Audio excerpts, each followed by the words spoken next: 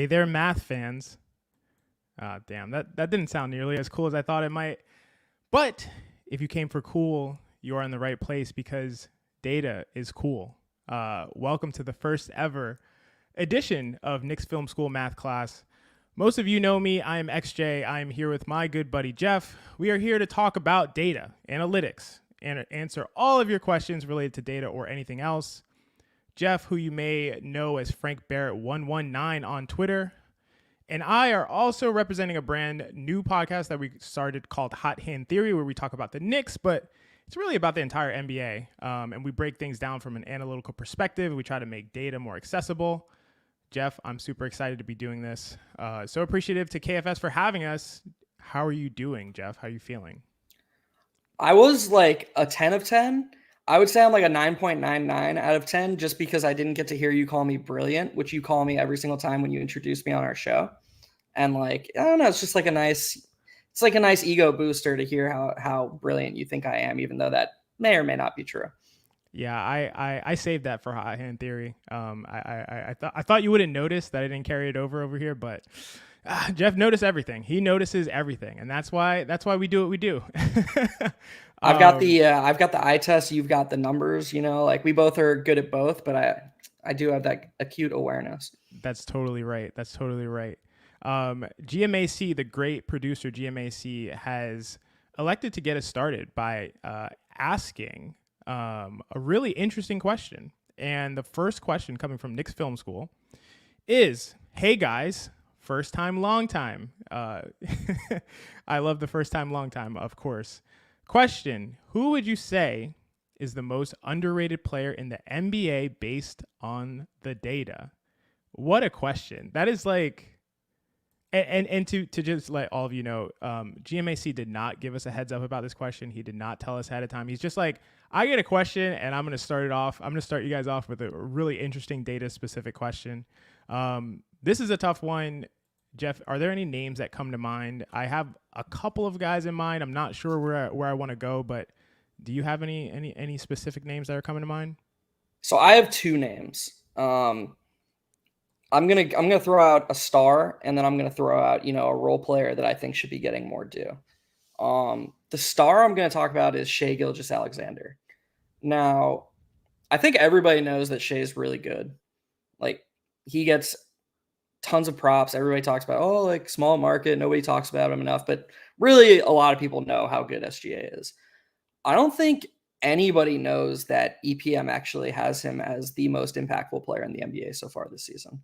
Like if EPM had to give out an MVP through the first quarter of the season, SGA would be the MVP. The film backs it up. I mean, as everybody knows, the Thunder have basically been on a youth movement for since they lost Paul George and Russell Westbrook. So that was 2019. So four seasons now. And they have all these draft picks. They have a bunch of young talent. They've got Chet Holmgren, everybody knows about, Jalen Williams, everybody knows about, Josh Giddey. And there's kind of this implication that like, okay, the Thunder are 15-7 and second in the West. And they are that because of all of this youth, this collection of youth. And while there is some truth to that, I didn't even mention Isaiah Joe, who could actually be the most underrated player in the league in the sense of he's just really good and nobody even knows who he is. But I digress. The truth of the matter is there are levels to this because SGA is, aside from Chet Holmgren, way better than everybody else on the team. He is the number one reason that the Thunder are kind of a fringe contender if you just look at the records. It's reasonable to make him the MVP of the league. And I think we need to start appreciating him a bit more. I think that's a great answer. Just to clarify for our audience, EPM is estimated plus minus. It is an impact metric done by Dunks and Threes.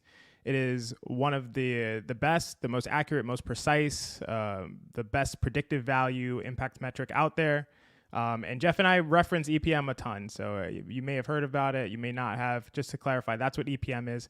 I think your answer is great. What's really interesting is that three of the guys that come to mind, and you actually mentioned all of them, are all on the Thunder. I just realized that three of the guys that came to mind immediately for me are all on the Oklahoma City Thunder. Were your three guys Joe, Holmgren, and SGA?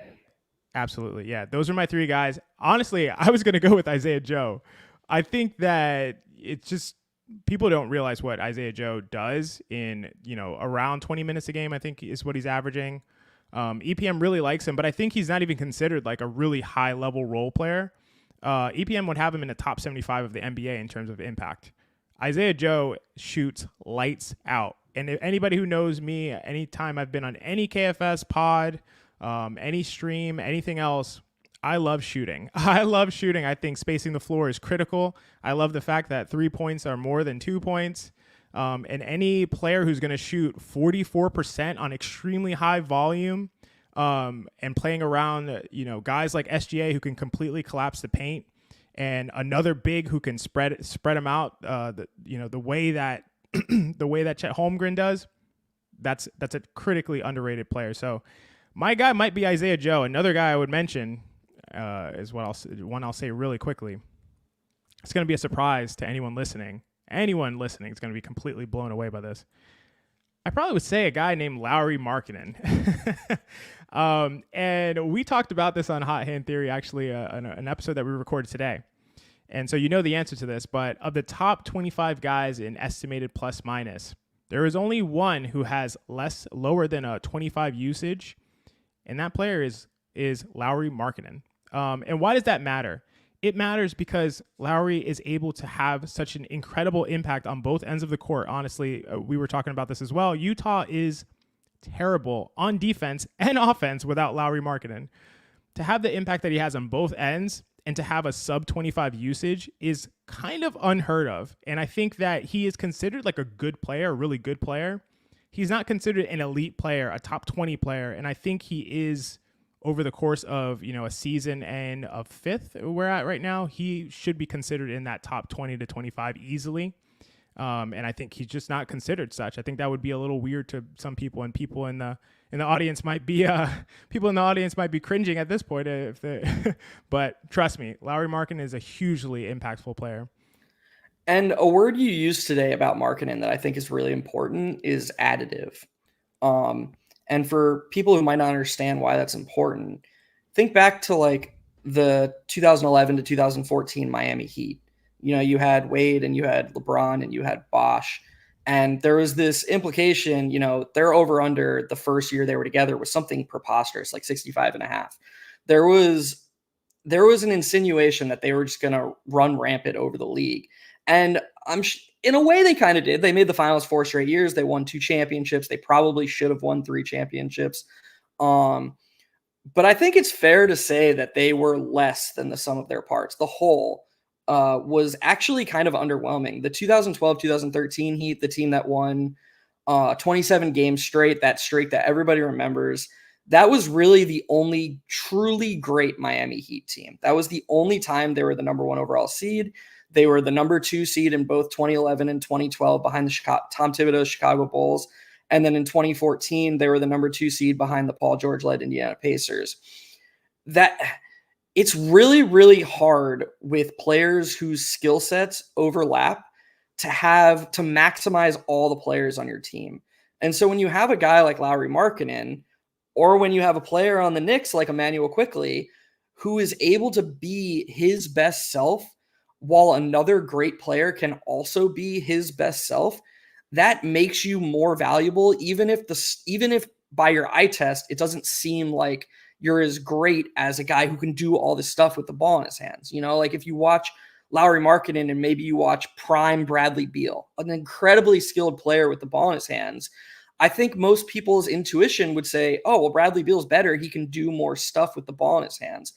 But what makes Markkanen great and guys of Markkanen's mold great is that when Markkanen is playing his absolute best, he could play with another star, and that star can be his best self as well. So I think that's really important to remember. The word additive is something you want to think about when you're thinking about team building in general. You want to think about 2 things. How good is this player, and how good can the other players on the court with this player be when they're on the court? And Lauri Markkanen pretty much defines that. Yeah, I think that's such a critical point and reflective of the way that you and I both look at the game. One might call it an analytics, excuse me, an analytics driven perspective, but I think it's really spot on, and I think that's really part of the reason why I love Lowry so much and why we love guys like Emmanuel Quickly so much, because of that additive nature and the fact that other guys can be their best selves while they're on the court as well. We are ready to pivot to whatever questions you guys all have out there for us. Let's see what the first one that we have coming. Jessica Elsner. XJ Rules, always happy to see him host. Let's go, Knicks. Jessica, thank you so much. That is very, very kind of you, and I very much appreciate it. I don't know that I'm the best host, but, I'm getting better. I'm warming up. Do you want to grab this question, Geoff? Do you want to ask the second question from Jessica? Sure. Jessica asks, this is a really good question, by the way. I'm not as natural a host, so, for if anyone's not watching, I apologize. Her question is, which players have great looking data but fail the eye test, and vice versa? How often do you think data can be deceiving? I'm incredibly long-winded, and also just honestly, I'm blown away by this question. So I'm just going to pass it over to XJ as this is such a good question. I'm just XJ, can you just, I don't even mean filibuster. Can you just give your honest assessment for a minute while I just think, because this is great. No, this is a tremendous question. Jessica, has tons of experience working with data as well. So of course she would ask this really thought-provoking question. Great looking data, but fail the eye test. I don't know. There's a couple guys who come to mind. We were talking about this player a little bit earlier. Jusuf Nurkic might be one, but I think it's like the current version of Jusuf. I don't know if people are watching, when they're watching Phoenix, they're really paying close attention to Nurkic, but he does a lot of the dirty work, and his usage is at a career low. He doesn't score very effectively. He's not a good 3-point shooter, although he has had some good seasons where he shot well from three. He's not a good shooter from the mid-range. His turnover rate is relatively high for a center who doesn't handle the ball much. So I think if you're watching Nurkic, you might be like, yeah, this guy's not very good. However, he is at an EPM of 2.9 this year, which is 92nd percentile in the NBA. He is the complete and utter anchor for their defense in Phoenix. Not that they have a great defense, but the only reason they're really passable, I believe, is because of Jusuf Nurkic. He is in the 90th percentile in offensive and defensive rebounding. And as Knicks fans, we know how important rebounding is. And when you have somebody who's dominating the boards on both sides, that's really important. And the thing about Nurkic is that he gets valuable rebounds. He gets rebounds that other centers might not get. He boxes out, he fights, he does the dirty work, he gets his positioning, and he does all of that. And a lot of that stuff is unheralded. So I think that that's a guy who I would cite as somebody who may not look by the eye test as good as they are in terms of their impact. So that's like the first name that comes to mind, probably because we talked about him earlier today, Geoff. But do you have anybody? So this answer might be a little bit of a cop-out, but I think it's going to, from an overall process standpoint, help Jessica. I think just anybody who's an elite role player who does things that aren't scoring is probably going to be underrated by the eye test. So you look in just the EPM top 25. The three names that jump out to me are Derek White, Jalen Suggs, and Scotty Barnes. The Knicks just played the Raptors last night, and that was something of a performance, allowing 130 points to that team that can't shoot threes. And I feel like you watch Scotty Barnes and he's good at all these different things, but nothing really jumps off the page, and I think it's easy to just be like, okay, yeah, I mean, he's okay, but is he as good as fill in some player who's a bit more polished with the ball in his hands? I think those types of players are just always going to fall. They're going to be underrated by not just the casual fan, just most fans. Jalen Suggs can't really do much yet with the ball in his hands. He's not much of a shooter. He's still a really good athlete, but overall his offensive game, he needs to grow. EPM has him as the number one most impactful defender in the NBA. That is everything. And you just don't focus on defense as much as you're going to focus on offense. So, Jessica, this was such a great question, but I do think that if you're looking for guys that are probably going to be underrated, you want to look at the really, really good role players who can help a team in ways that allow your best scorers to be their best selves. Yeah, I think that's a great question. And this also represents how we really try to be unbiased, because from a biased perspective, I would not want to say Scotty Barnes. For those who know, I have a bit of a battle going on with Toronto Raptors fans, but Scotty Barnes is really good. Scotty Barnes is really good and may not seem to the eye as good as he actually is. I want to just quickly answer Jessica's other question about how often can data be deceiving. I think data can be deceiving very often. I think some of these metrics that we look at are highly flawed and subject to noise, especially in cases like right now when we're early in the season and we only have 20 games of sample size. The metrics are going to be extremely subject to noise, and we can't just go by them and just say, this is the ranking of players that we have in the NBA based on where they rank on EPM. At the same time, I would also say that the eye test, in my opinion, is more deceiving than the data. And so we're talking about flawed ways to judge players and to judge impact and productivity. And all of it is flawed, really. So I think we just have to do our best to combine all of our best tools, whether that includes film study, whether that includes data analysis, combine all the best tools that we have and do our best with that. But I think that both can be flawed and pretty, pretty tremendously so in a lot of cases. That one's for you, Geoff. Another one from Jessica. Thanks, Geoff. When I was still on Twitter, you were a favorite follow. Thanks for the answer. That's so nice. I appreciate that. I mean, I don't know how many people know this, but my Frank Barrett Twitter account, that's not actually my name. I created it I just basically wanted to focus on the Knicks.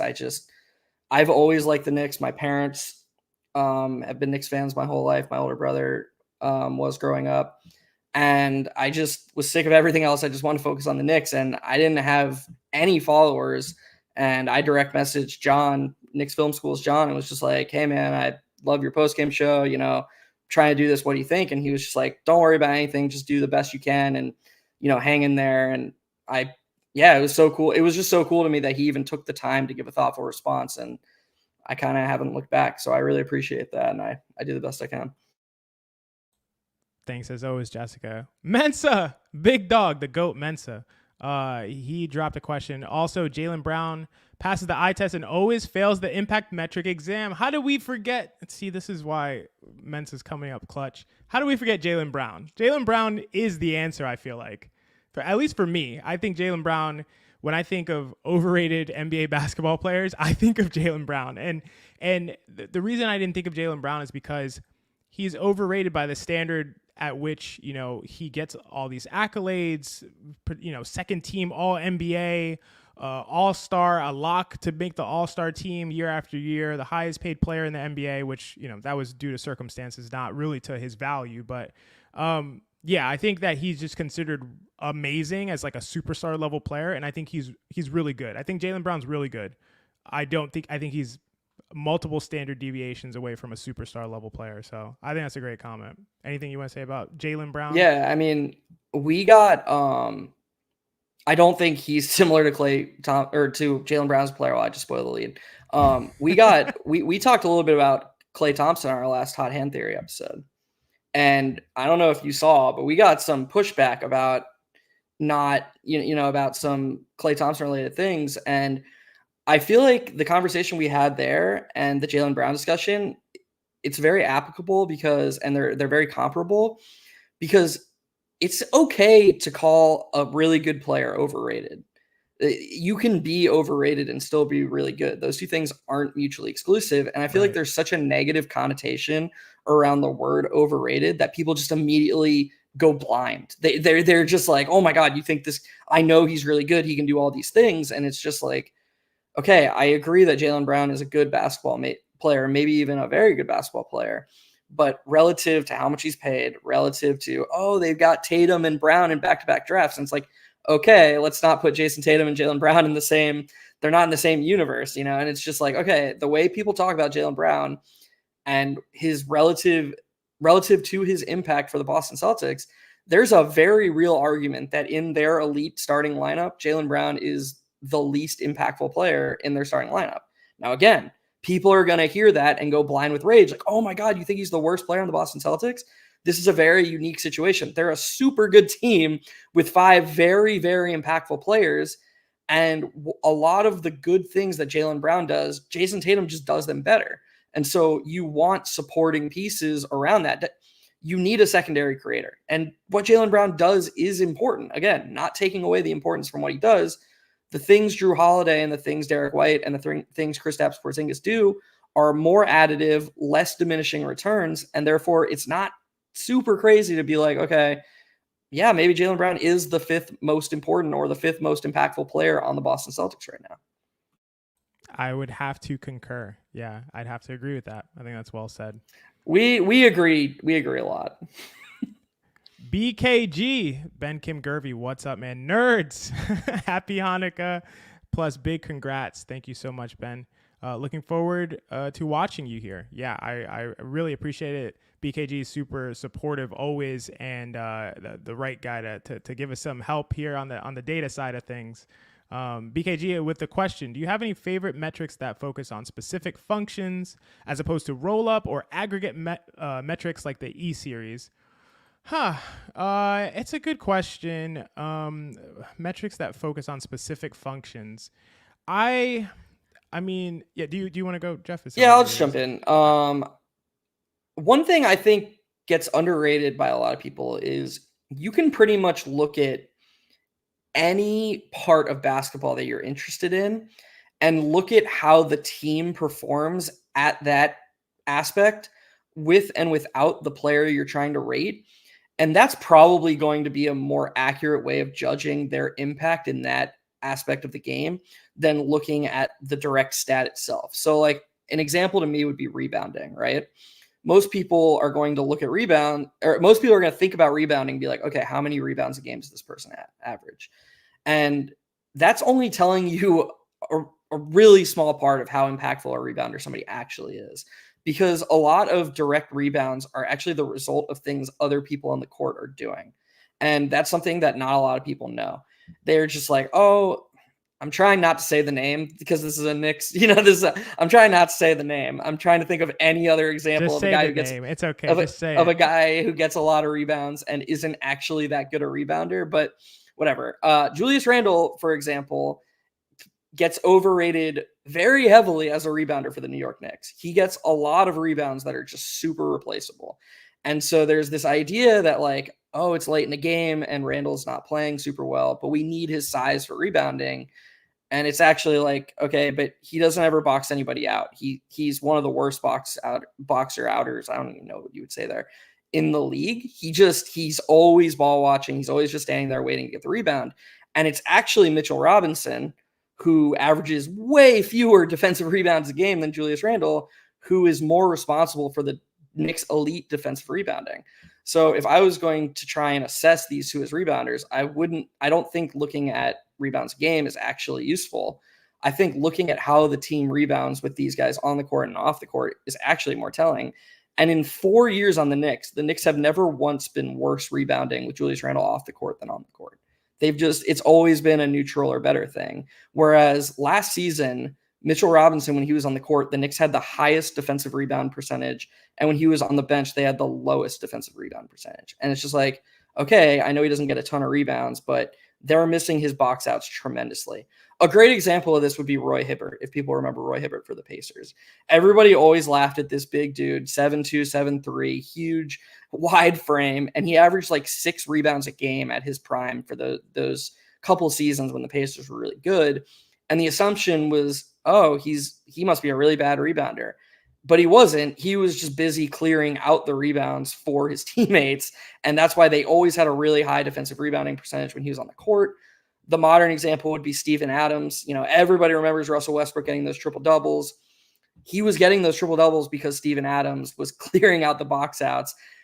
Most of Russell Westbrook's rebounds were actually very replaceable, and pretty much anybody could have gotten them if you have Steven Adams, taking out multiple people trying to get the offensive rebound. So that's where I would start. I would look at how the team performs with this guy on the court and how they perform with him off the court and go from there.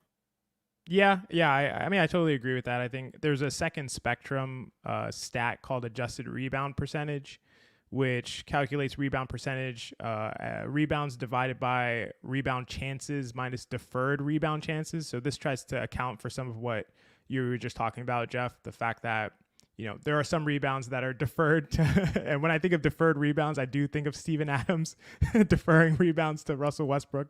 But really, like, I am a big proponent of when it comes to trying to understand impact of top down metrics as opposed to bottom up. And by that, I mean, when I say top down metrics, it's metrics that start with the scoreboard. So we talk a lot about on off ratings. We talk about adjusted plus minus. We talk about something called regularized adjusted plus minus, which is the foundation for a metric like EPM. These are the metrics that I like because they're looking at the score and they're trying to figure out who's responsible for it. And they don't care if they're responsible for it through shooting, through passing, through gravity, through, defense, through positioning, through energy, through effort. It could be all of these intangible things and tangible things that mesh up to say that this player is really impactful and causes a team to win at a higher rate. And bottom up metrics might be like this person scores a certain number of points, they shoot a certain percentage, they have a certain number of assists. And even when we talk about, potential assists, things like that, these are ways to assess impact, but we don't know the value of each of those independent stats. We don't know how much points are worth. I mean, we know how much points are worth. We don't know how much points are worth relative to a replacement player being able to acquire those same points. There's never been a game in the NBA where, a team hasn't scored. Somebody's going to score points. Now, is that player who's scoring the points, are they adding value above and beyond what a replacement player level player could do? That's what we need to have these like top down metrics to figure out, I believe. So I think that's a great question. Your rebounding answer, I think goes for me as well. So appreciate it, BKG. The Craft NBA with just a nice donation. Thank you so much. That is coming from the DJ from KFS. I watch the Craft videos all the time. The Craft NBA, what is one specific area of the NBA that you hope will one day have better data surrounding it, and why? DJ from KFS. We are getting some good questions. These are really good questions. I shouldn't be surprised. Do you have an initial answer that comes to mind, Geoff? I'm trying to buy time so I can think about it. Yeah, because we talk about it every week on our show.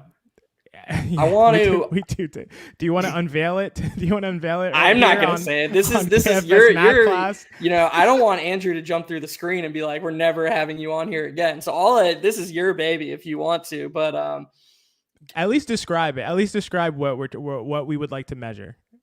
So I think it'd be really interesting to try to account for what percentage of a player's contributions or impact aren't captured by your usage. Because, and for people who don't know what usage is basically percentage of possessions that you use that end in a shot, an assist, or a turnover, I believe. A turnover, yeah. Mm-hmm. Yeah. And I think that most superstars are high usage players. I think that's actually really safe to say. And we're kind of being repetitive here, but the more unique player is a low usage or medium usage superstar, somebody that can play with a high usage superstar, but doesn't necessarily need the ball in his hands as much. And I feel like those things aren't captured as highly they're definitely not captured in the box score, but by the eye test either. And I think it'd be interesting to have something a resource to be like, okay, this guy's actually doing a lot that we can't see with our eyes. He's not scoring a lot. He's not getting a lot of assists. He's not getting a lot of rebounds relative to other stars, but there's actually a ton of things that you're not noticing, like I'm going to say the name again. And I just love this Knicks player, like Emmanuel Quickley. When you watch Emmanuel Quickley, the reason impact stats love him so much is because his shooting, since he's made his leap, he's basically become a player that what he shoots doesn't matter. His baseline floor foundation of impact is a plus player pretty much the moment he steps on the floor. And some Knicks fans might hear that and be like, how is that possible? I've watched Emmanuel Quickley. I've seen him go 2 for 10. I've seen him he's an inconsistent shooter. That's true. He's not the best passer. also true. But what he does on the other side of the court, all the things, not even steals and blocks. You've seen Emmanuel Quickley stunt and recover. You've seen him do all these things that are very unique to him. The moment he doesn't play, and I know Mitchell Robinson's out too, all of a sudden there isn't that other free safety on the court. There isn't, somebody gets blown by at the point of attack. Emmanuel Quickley's right there stunting, cutting off that drive, making sure the guy doesn't get to the basket. And that's not captured by any stat. There's nothing besides the on-off numbers and how the team performs with the guy versus how the team performs without him. There's nothing capturing this stunt that makes a guy like Emmanuel Quickley or a number of other great defenders unique. And so I wish there was a way to know, okay, this guy scores this many points, rebounds, assists, usage. He does these things from a usage perspective. What percentage of his overall impact are those things? I would be really interested in that. And I think it would be a good way to tell how truly impactful a player is, because if you have somebody and you're looking at them and it's like, okay, they average 20 and 8 and 5. And then you have this other stat that's like, that's 100% of what he's doing. There's no intangible things whatsoever. But then you have a guy who's averaging, 19 and 7.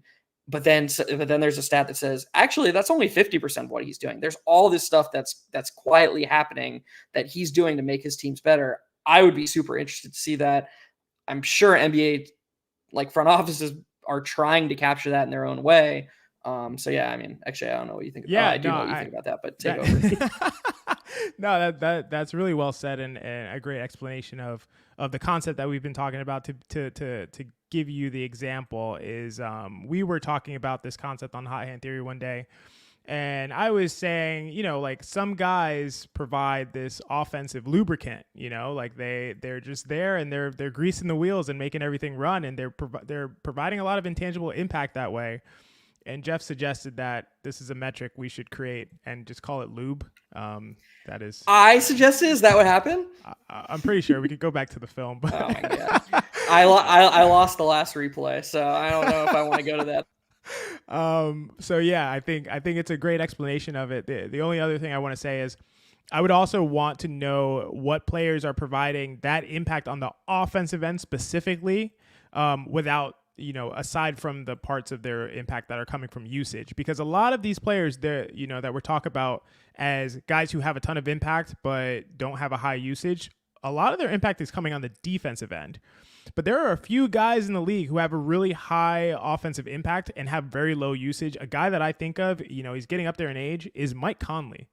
Mike Conley has a 15 usage right now, which is in the bottom third of the entire NBA. That is a very low usage for a point guard. In the modern era of the NBA, point guards shoot a lot. Mike Conley does not, but still has a plus 2.1 offensive EPM, which is in the top 10 percentile in the entire league.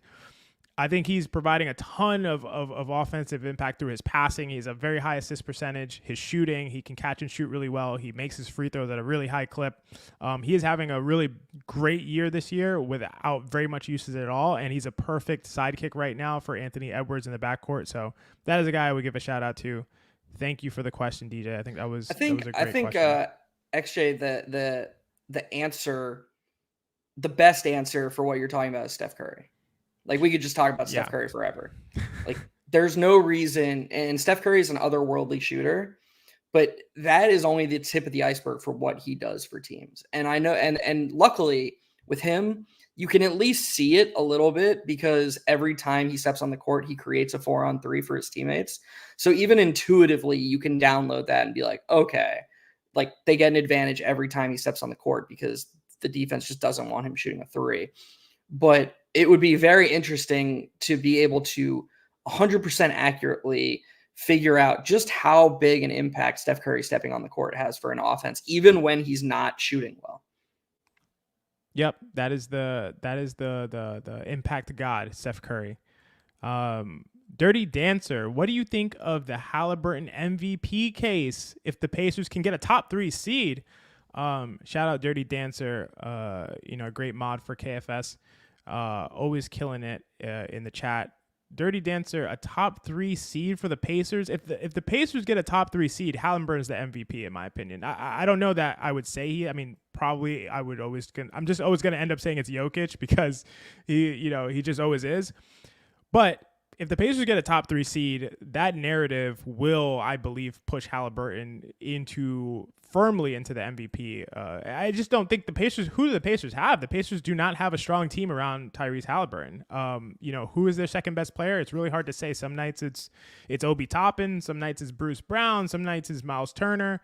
But these guys are not necessarily consistent, strong, great players that bring it every night and that we think of as star level players or all-star level players or even sub all-star level players. So if Haliburton is elevating those guys to the extent that the Pacers get a top 3 seed in the East, I think he's going to win the MVP. What do you think, Geoff? Yeah, that's my answer too. If the Pacers are a top 3 seed, it means Haliburton is playing like the best player in the NBA. At least a huge percentage of the time. What other Mathurin makes a leap? I guess like what path to a top 3 seed do they have besides Haliburton is just playing at a godlike level? I don't see. So I think what I would be curious to you, XJ, what is the lowest seed the Pacers could be where you'd consider Haliburton for the MVP? That's a great question. Yeah, go ahead. Well, because right now, I mean, he leads the NBA in offensive EPM. EPM is telling us that they think that no player is more impactful on the offensive side of offensive side of the court than Tyrese Haliburton. His defense is a negative. I think that's been well covered. Tyrese Haliburton is not a good defender. He needs to improve there. But I mean, what if the Pacers were a 4 seed or a 5 seed? Of course, you're just going to look at the data and try to figure that out for yourself. But I do think it's interesting to try and figure out, what does Haliburton need to do realistically to get into MVP discussions? It's a great question, and I think there's too much competition for him to make it less than a top 4 seed, like lower than a top 4 seed. I think if he's in the second half of the bracket in the East, and they don't have home court in the first round, I just think there's too much competition. We're talking, I mean, the guy you mentioned, SGA, is going to firmly be in that conversation. Jokic is obviously going to be in that conversation. Embiid is going to be in that conversation. LeBron James may be in that conversation. LeBron James having an absolutely incredible year so far and has only missed 1 game so far. So I just think there's too much competition. I think right now the MVP race is between those 5 guys, in my opinion. Maybe Steph Curry on the outside looking in, maybe Luka on the outside looking in, but yeah, I just think he has to have a top 4 seed to even have a chance. Top 3, I think, locks it up for him because I'm just imagining, like you said, what would have to happen to give the Pacers a top 3 seed in the East, putting them probably over a team like Philadelphia, obviously over the Knicks. I think that he would have to have an incredible. You have to maintain this offensive impact and probably pick it up on the defensive end a little bit, which would make him potentially a runaway MVP candidate. So I think it's a great question. What if they're the 6 seed, but he averages a triple-double? Would that change your mind? Would that change my mind or would that change the voters' minds? It's a good point. Yeah, that's a good one. Can I jump in, guys? GMAC, please. Howdy, fellas. First of all, Geoff, I got the Westbrook reference that you just made, so bravo there. And can I offer a counter that even if Haliburton gets a 3 seed, does it have to also matter what the Thunder finish? Because right now they're the 2 seed in the West. And SGA, you talk about offensive EPM. How about the guy that has the highest EPM?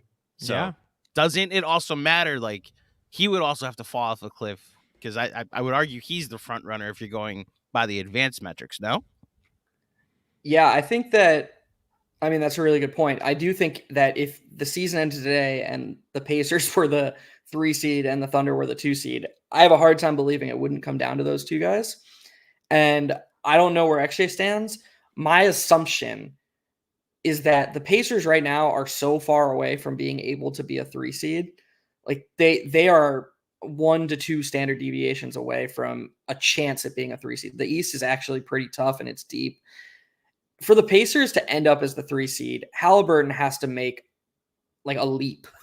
And if he makes the leap required for them to be the 3 seed, I have to assume that he would not only lead the NBA and EPM, but it would just be overwhelming how much better he is performing this season than anybody else, including SGA.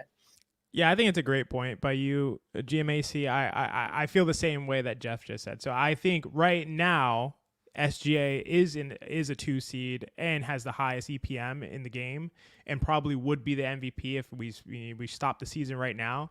But for the Pacers to ascend to a top 3 seed, like, Haliburton would have to, like I said, maintain this offense and improve his defense, and the Pacers would have to go on a crazy run, and it would be an amazing story. Like, with his story as far as his performance in the in-season tournament and bouncing back from that and then getting even better, and the Pacers, it's just an incredible narrative. I just find that hard to believe that, SGA and OKC have had a really good story and narrative up until this point. Clearly, OKC has much better teammates than SGA has much better teammates than Tyrese Haliburton does. I think that's pretty clear when we talk about the few guys that we mentioned. Didn't even talk about J-Dub as well. So yeah, I think it's a compelling case, but I think if somehow the Pacers made it to top 3 in the East, that would be a gauntlet, and I think that'd be an incredible story. So I know that goes into the MVP race, Andrew. If you want to come back up here for that, GMAC got to find out, or got to experience me finding out how important narrative is into the voters' opinions about who becomes MVP and who does not, and I had me distraught, as you know very well, Andrew. I'd argue it's the most important thing that goes into voters' decisions, which is why this is fun, the Haliburton against SGA conversation we're having. The MVP as of right now is LeBron James, based off of how voters are going to look at this season. We haven't had a chance to give him a 5th. Well, here we go, LeBron. At 40 years old, here's your 5th. Now go take a night off to go watch your son play basketball. I love that. Go take a night off to watch your son.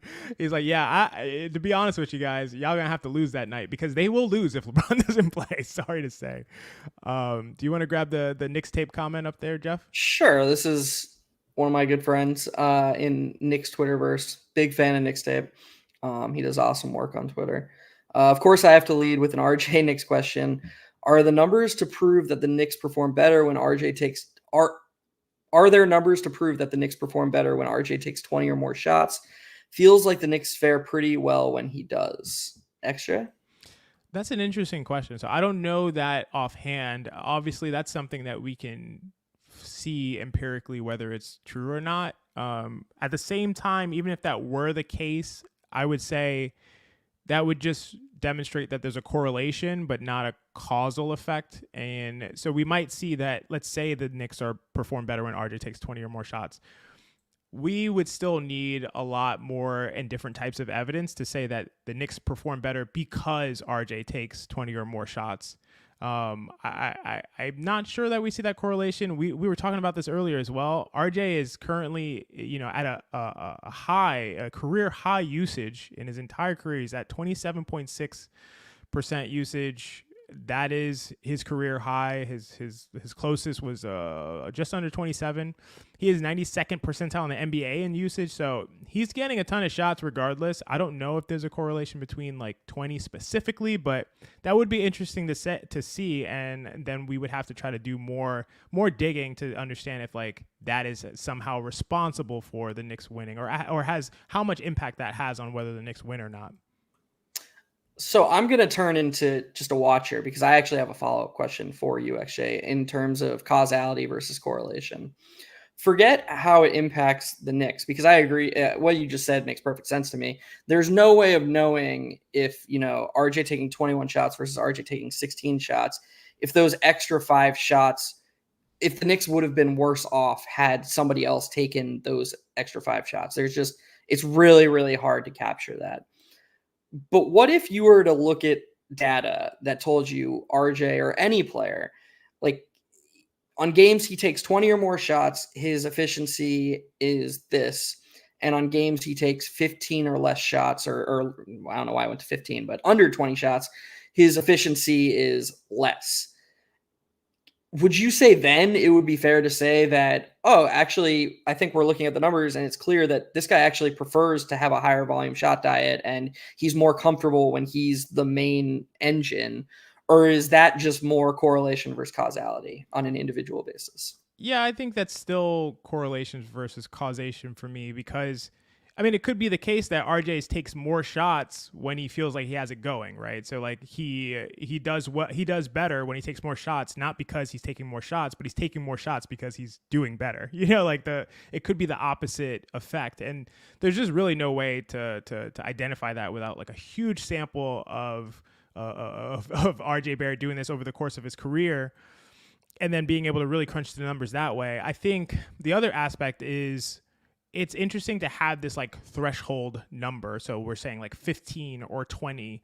I would probably need to see that like there is some kind of linear pattern that we see as his shot attempts continue to elevate. So does his efficiency. So something like that, some kind of like relationship that we see with an increased number of shots. As opposed to like a benchmark threshold of like 20 shots or more, he's this player, 15 shots or less, he's this player. That probably would be a little more fishy to me, and I would give it less weight. Like if we saw this correlation, like as he takes more shots, his efficiency increases, that would be something I would pay a lot closer attention to. Yeah, but did you know that when teams run the ball 20 or more times in the second half, they win 95% of the time? Can you please tell the Mike McCarthy story for those who haven't heard it? Yeah, it's just too funny. It's short. It's short.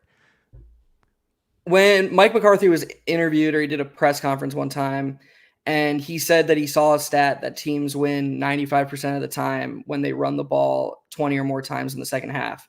So his goal was to run the ball 20 or more times in the second half, which is, oh my goodness, that's no good. we love the story because obviously the punchline is the teams are running the ball 20 or more times in the second half is because they're winning the game already. They're trying to kill the clock. They're running the ball to get it over with, run the clock down and end it. And McCarthy, this is such a great example of mistaking correlation for causation, because the way that McCarthy thought about it is, well, I could be down 3 touchdowns or 4 touchdowns. All I need to do is run the ball 20 times and magically we will take the lead somehow. So really funny that a professional head coach at the highest level of competition made that mistake. But to be honest, it's an easy mistake to make, and all of us, make the same kind of mistake in our daily lives. And I could come up with examples, but we should probably move to the next question. But it's a funny story. I just wanted you to tell it. By the way, first of all, I love all anti-Mike McCarthy stories, and I cannot wait to see how this Cowboy season crashes and burns eventually. Just some quick math to Nick's Takes question. I don't know if this answers fully, but did the quick deep dive of RJ game logs. The Knicks are 25-30 in his career when he takes at least 25 shots. At least 20 shots in a game. 25 and 30, not 25 of 30, right? No. They have 25 wins, 30 losses in the 55 games that RJ has taken at least 20 shots. So quick. I do think that a thing with RJ that goes kind of underrated, and we touched on it on our pod. There's this insinuation a lot of times in Nick's Twitter that he doesn't get the ball enough or that he doesn't shoot enough. He gets the ball and shoots a lot. That's what he does, sometimes more successful than not. And I want to say that from a film perspective, I sympathize with people who are like, well, yeah, but his role is different than Jalen Brunson and Julius Randle because they're more proactive, and RJ, due to being the third option, is kind of forced to be more reactive. I get that. I get the nuances and the differences in their touches. I just want to I want to fully exonerate that and remove the notion that he's being frozen out of the offense. He has the highest usage on the team. Right? Is that still true? He has a higher usage than Jalen Brunson and a slightly lower usage than Julius Randle. Very close between Randle and Barrett. Second highest usage on the team.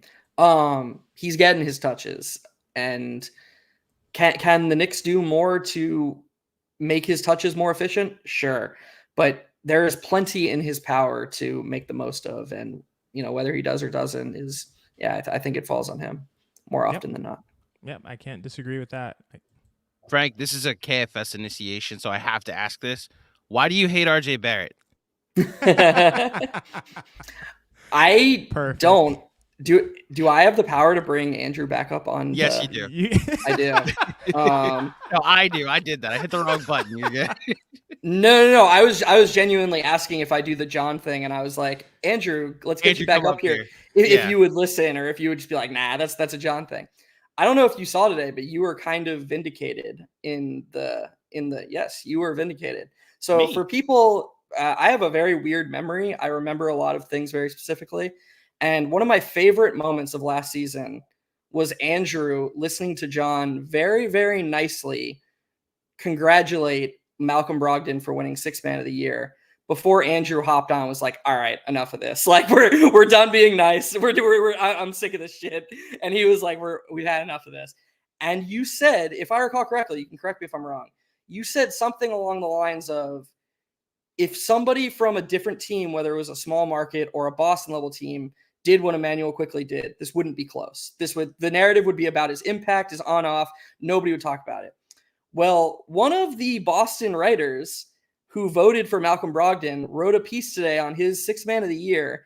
And for Sixth Man of the Year, he voted Isaiah Joe, and he named him the on-off god. And he cited only the on-off data for why Isaiah Joe, who right now is plus 20,000 on betting sites to win Sixth Man of the Year. But he was like, correctly, by the way, Isaiah Joe deserves all the love. I don't think this is wrong. But for him to, a year after being like, oh yeah, it's Malcolm Brogdon because counting stats, 6 months later be like, actually, we're going to look at the on-off data now, and this is who I think. I immediately thought of you going on your rant and doing your Boston Tea Party stuff, and I love that. Shout out to whoever that was. Thank you for the vindication, and we're still not over it. So shout out to you, and vengeance will be ours. A couple more questions before you get you guys out of here. Let's do it. Lucas Kimball. What are the stats most correlated with wins and losses? Really interesting. Example, net rating, point differential, team effective field goal percentage, etc. I'm pretty sure it's net rating. I think that is clearly the most correlated with wins and losses from a team perspective. I thought you were going to ask Lucas like a individual player stat, which I would have no idea what the answer is there. But yeah, from a team perspective, it's definitely net rating. I mean, they do have expected wins and losses based on net rating, and we do see every year, obviously, teams don't hit exactly what their expected wins and losses are based on their net rating, but they're generally pretty close. Teams can get really bad luck. I would also add, when I say net rating, there are a couple different kinds of net rating. So there's just raw net rating. There's net rating that filters out garbage time, like what you might see on cleaning the glass. There's net rating that looks at strength of schedule, so it might account for the fact that different teams have different strengths of schedule, and one team might have a gauntlet of a season in terms of the teams that they have to play based on their division and their conference and just how their schedule played out. And one team might just have a really easy schedule. So there are net ratings that look at strength of schedule. And there are also net ratings that look at a luck adjustment. So luck adjustment oftentimes is really about shooting.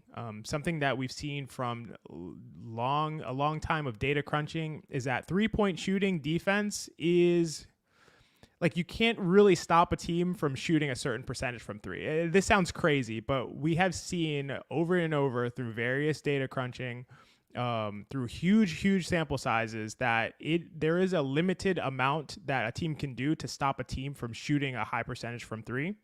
There's definitely things you can do. You can obviously close out, you can obviously run teams off the line, but as far as 3-point shooting, it is up to variance a lot of the times, and sometimes teams may play and just get really on the bad side of the luck when it comes to 3-point shooting from their opponents. So there are net ratings that look at those luck qualities and adjust for them. So there are a bunch of different kinds of net ratings. I'm not sure which are more correlated with wins and losses. If I had to guess, I would probably say luck adjusted net ratings, but because the factors that make there be a disparity between net rating and wins and losses are typically luck. So That would be my guess, but yeah, that was probably a super long-winded and more detailed answer than was necessary here. But yeah, I don't know if you have anything to add, Geoff.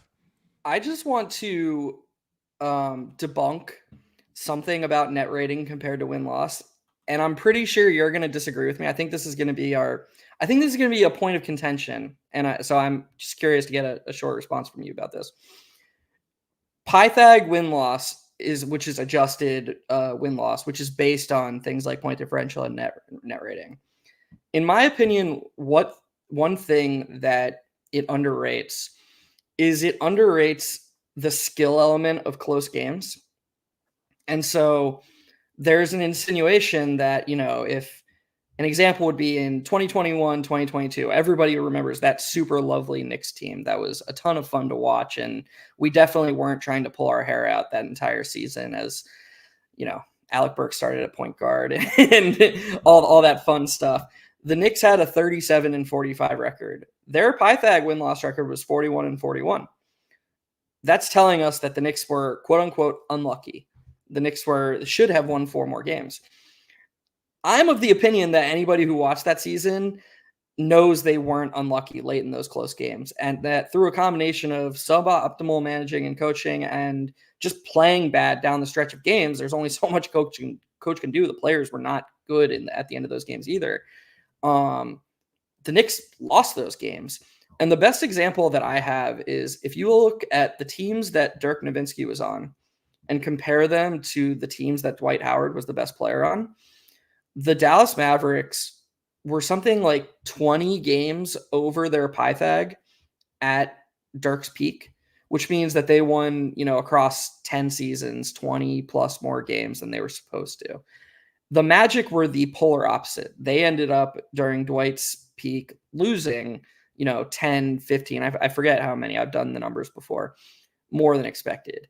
And so if you were just blindly looking at net ratings and you were side-by-siding these two teams during these two stretches, you would say to yourself, okay, well, they were kind of similar and the Mavericks were lucky and the Magic were unlucky.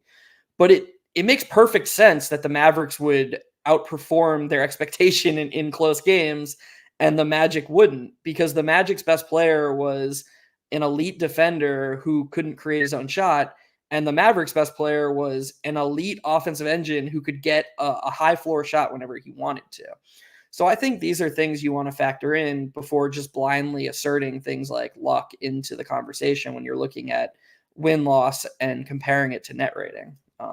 I don't know what you think of that, actually. Yeah, I actually think that's a totally valid point. I guess when you would do this luck adjustment, it is not to disqualify that factor, but I think it would be just more closely correlated with wins and losses, right? So like that is to the point of the question. I think that luck adjustment would make it even closer. I think net ratings are already really close, and luck adjusted net ratings would be closer correlated with wins and losses. But of course, there's still going to be a factor like the one that you suggest, which I actually think is more of an outlier factor. Like I think that is rare that there's a team that just performs much better than they should consistently in the clutch situations. Like I don't think that happens very often. I also think it's rare that there's a team that performs way below what you would expect to see from them in clutch situations as well. And it can be due to, the player type or the players that they have, or the coaching that they have. Both things can be a factor in that conversation. But I just think that doesn't happen very often. If it does, like you just mentioned, you said that the Mavericks performed 20 wins above what their expectation would be across 10 years. So we're talking 2 extra wins a year, which is a lot. But the fact that that's what we're seeing, and it doesn't seem like a huge difference in terms of what we might expect to be correlated with net rating. So I think it's totally a factor. I think it's valid. But if you had one shot, would you have Steph Curry or Andre Iguodala? I'm taking Iguodala. That's what I have to say. Me and my stupid references. I gotta get it. I gotta say, I love Max Kellerman though. I gotta be honest. Max Kellerman is great. I think he's. I feel bad that he's not at ESPN anymore. Hopefully, we see Max and Marcellus come back one day. BKG and working on a multifactorial defensive evaluation metric. I recall. What conventional defensive outcome metrics would you suggest I regress against for psychometric testing? This is tough. Defensive outcome metrics. I mean, we know like historically, defensive metrics are not very good. For the most part. I think, I mean, obviously it would have to be a top-down defensive metric because there are no metrics that you can build from the ground up. There aren't enough box score data checkpoints for defense that you can actually build a functional defensive metric that indicates, you know, who's having what kind of impact. I mean, what do we have to go by on defense? We have essentially steals, blocks, and I mean, what do we have? Like, what are other? I don't even know what other like defensive statistics there are. Like advanced defensive statistics that are way too heavily based on team performance. You know, like defensive win shares and oh my god, defensive rating, which is terrible. If I see one more person cite individual defensive rating on Twitter, I'm just gonna, I don't know. I'm going to leave the app. Don't do that, folks. Please don't use individual defensive rating. It is not an individual statistic. If you really want to use defensive rating and you want it to be useful at all, look at the team's defensive rating when the player plays versus what it is when they don't play. That's still very far from perfect, but at least it's a starting point.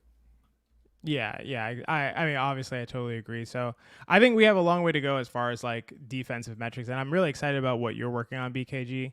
I know it's going to be awesome, and I'd love to see it when you got something up and running. You're gonna beat us to Lube, so. Damn it! I was about to go there. I was gonna say D Lube is gonna be great. D Lube is hilarious. I don't know why that's such low hanging fruit. I don't know how we missed it. D Lube is gonna be the biggest metric in the world one day. You'll see.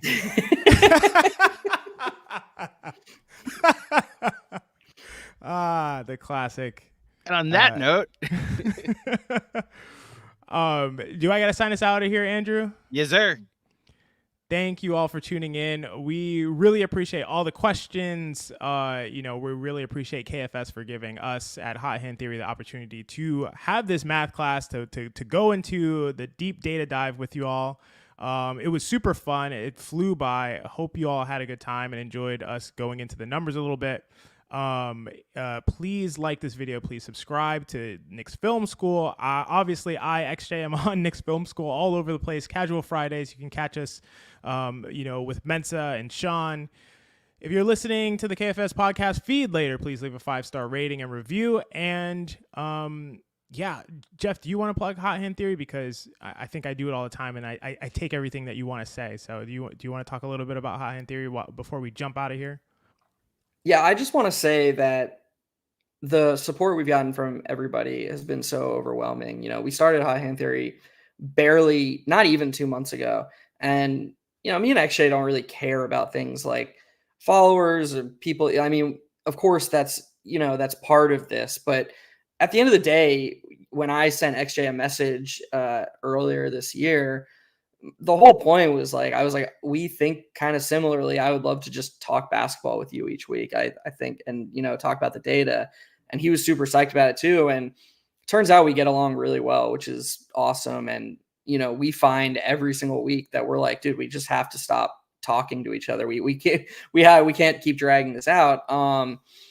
But we had some goals for this season, and some of them were, 500 followers on Twitter. We've already eclipsed that. So I just want to say, if you want to be a part of this journey, if you enjoyed listening to us today, follow us. We're Hot Hand Theory everywhere, which is very weird that was available everywhere. But somehow in 2023, we were the first ones who did that. But we're Hot Hand Theory on YouTube, Spotify, Apple, Twitter. If you liked what you heard today, we're doing everything. And yes, we talk a lot of Knicks, but the Knicks play all 29 other teams at least twice a year. And something that I've been really enjoying from this, because I do a film session about the Knicks opponents almost every week. I've just really enjoyed getting to know the other teams, feeling like I'm prepared when the Knicks play these certain teams. So if that's something that interests you, if you like the prospect of mixing data with film and just sort of learning about the other players, becoming a part of the discussion. Literally, there has not been a YouTube comment that me or XJ haven't responded to yet. Like we are very excited to just have conversations with good faith people who want to have. We're just trying to be a positive force in the Twitterverse, and there's so much good Knicks content. I find it impossible to believe that there's another team with. Yeah, I find it impossible to believe that there is another team with more positive content. And so while we do talk about the Knicks, we're just trying to be a positive force for the whole community and atmosphere in general. So if that's something that suits you, yeah, follow Hot Hand Theory, and we really appreciate you. Hell yeah, Geoff. Thank you guys. Thanks, Andrew.